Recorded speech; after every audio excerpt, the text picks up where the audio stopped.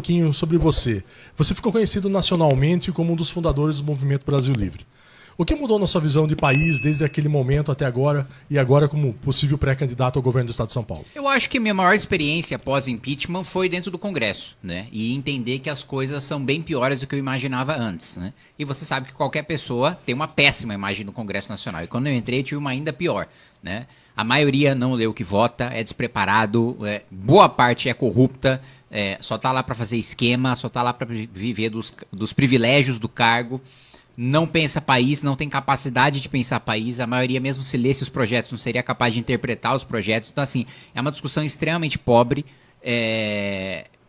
Então, de fato, a gente precisa ter uma mudança muito profunda, né, no nosso país. E não é só no Congresso Nacional, no Supremo Tribunal Federal, no Poder Judiciário como um todo, no Executivo como um todo, não só no Executivo Federal, mas nos executivos estaduais, municipais. Então, quanto menor o município, pior costuma ser a gestão, né? A gente vê que, inclusive, tem uma correlação de uma pesquisa que foi feita. Quanto menor o IDH e menor o município, maior o número de votos de deputados do Centrão.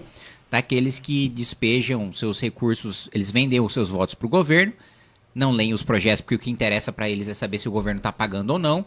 E aí jogam esses recursos para esses municípios, muito deles para comprar, pagar shows, né, para a população que não tem nem saneamento básico.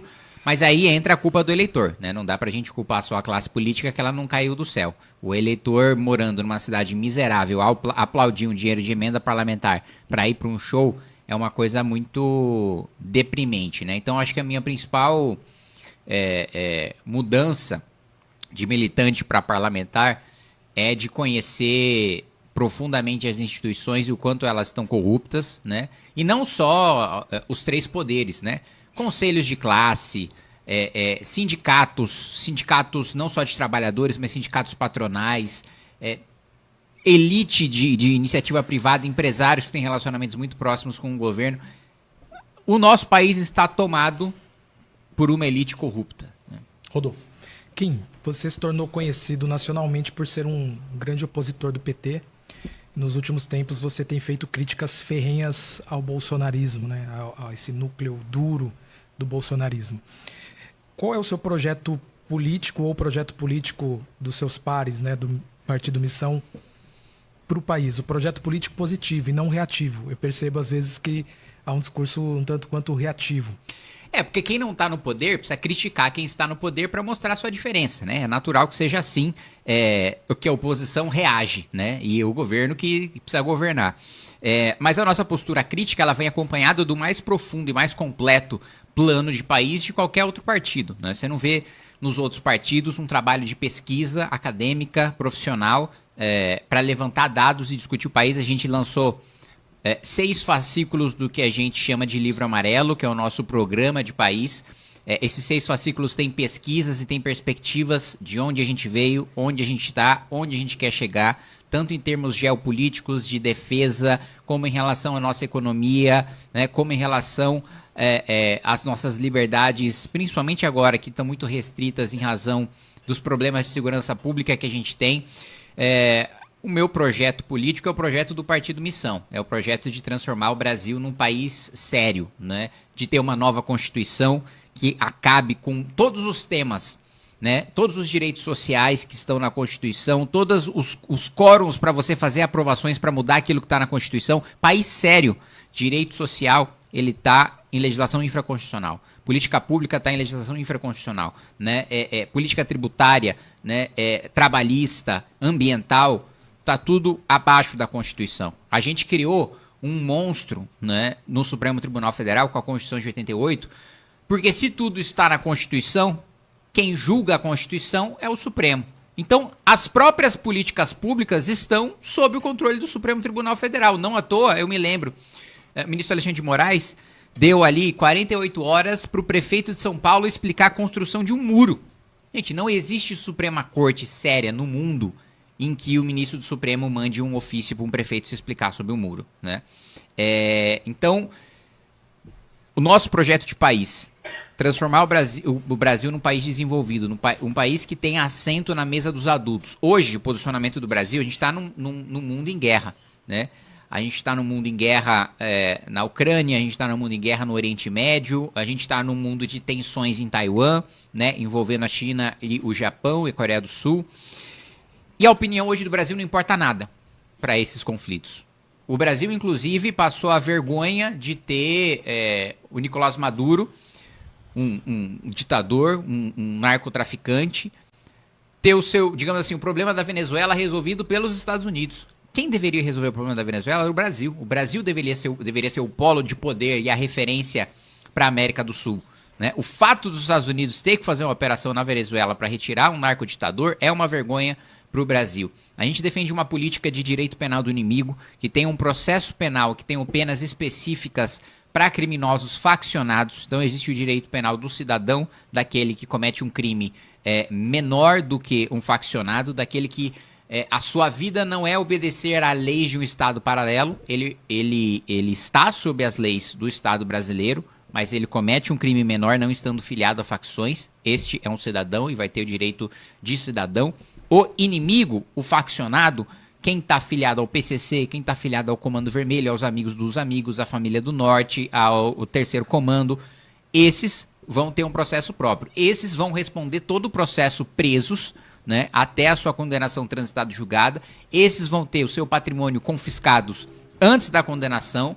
Esses vão ter a sua liberdade restrita antes da condenação, com um conselho que a gente pretende formar com promotores e procuradores que tenham um índice de condenação contra faccionados acima de 70%, um sistema também de juízes e desembargadores especiais que também tenham mais de 70% de condenações em relação a criminosos, principalmente faccionados, e que tenham pelo menos 5 anos de experiência, e ter essa força-tarefa para a gente retomar todo o território brasileiro. Então fazer operações em todo o Brasil, com as polícias militares sendo auxiliadas pelas Forças Armadas, tanto em equipamento como em pessoal, para retomar 100% do território brasileiro. Nenhum centímetro de terra vai ser comandado pelo crime.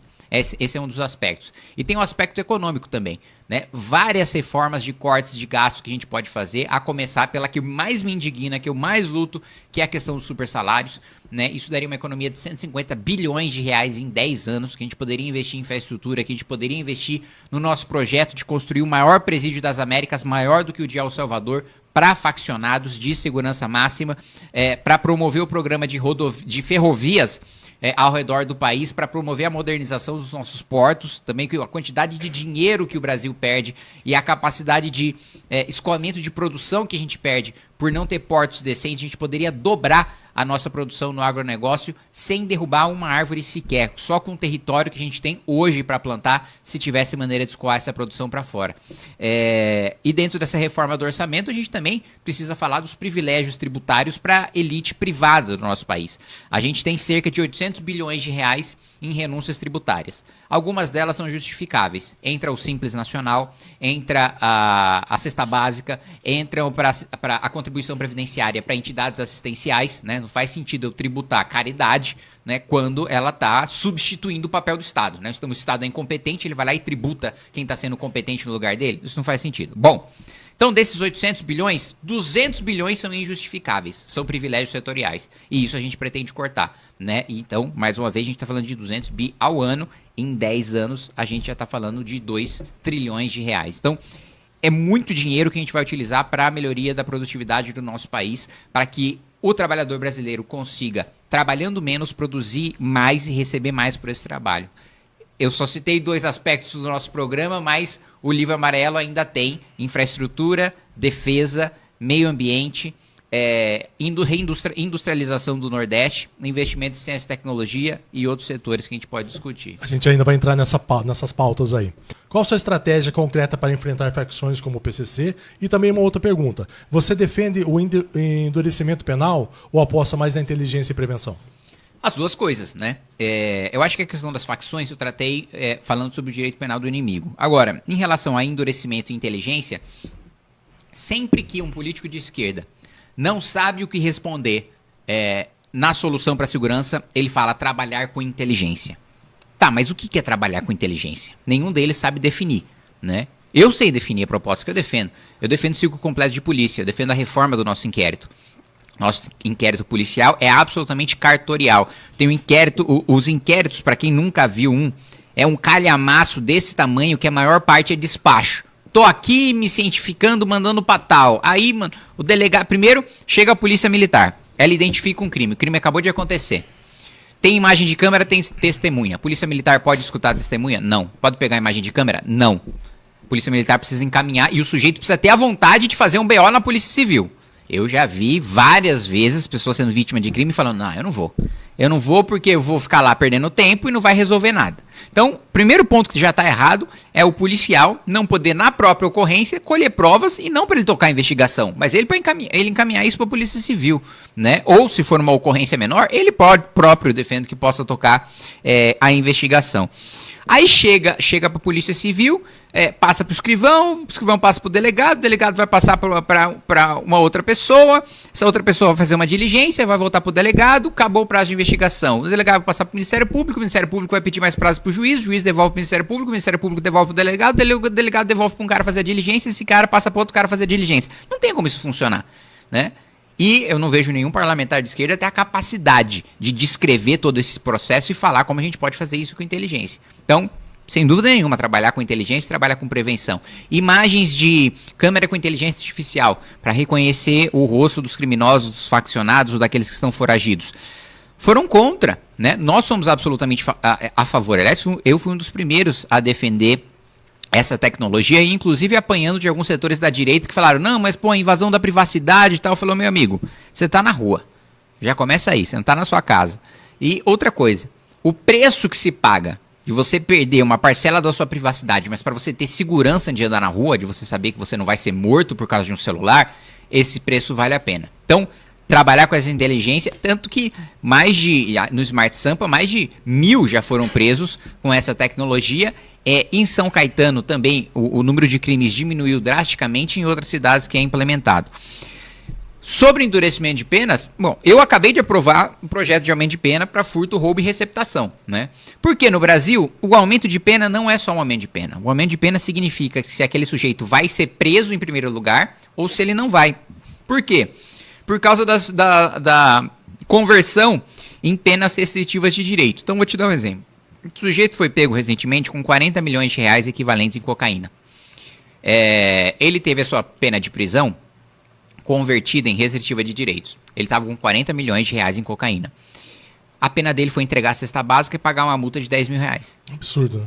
Restritiva transformou a pena de prisão em restritiva de direito. Então, aumentar a pena no Brasil significa impedir que o criminoso tenha acesso a determinados benefícios e que ele vá para a cadeia, né? Então, o aumento de pena para furto, por exemplo, né, a gente colocou uma pena que já permite que ele, sem ser reincidente, possa ir para a cadeia no primeiro crime que ele cometer. Da mesma maneira, o roubo, né, uma garantia, né, de que ele vai começar a cumprir no mínimo do mínimo do mínimo, no roubo menos grave, no regime semiaberto. Antes ele poderia começar a cumprir no aberto, né? E se ele tiver 2 anos a mais na pena concreta, a mais do que eu estou colocando como base, ele já vai obrigatoriamente ter que começar no regime fechado. Então, infelizmente no Brasil, como a pena que está na lei não é a pena que é cumprida por causa dos benefícios, da progressão de regime, da conversão em restritiva de direitos e por aí vai, eu sou absolutamente favorável que a gente aumente. E eu, inclusive, defendo que a gente tenha uma nova Constituição para ter prisão perpétua e pena de morte, né?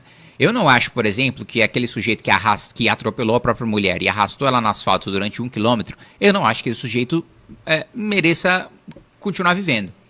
Nem que seja prisão perpétua, porque eu nem quero que esse sujeito gere custos para o Estado. Eu acho que ele tem que ser morto, não tem nenhuma chance de ressocialização. Ele tem que ser condenado à pena de morte. Da mesma maneira, lideranças do crime organizado. Eu sei que isso é uma coisa polêmica, que dentro da própria direita, especialmente em pessoas mais religiosas, a pena de morte é um assunto extremamente polêmico. Mas, no mínimo, então, um acordo que eu faria seria a prisão perpétua.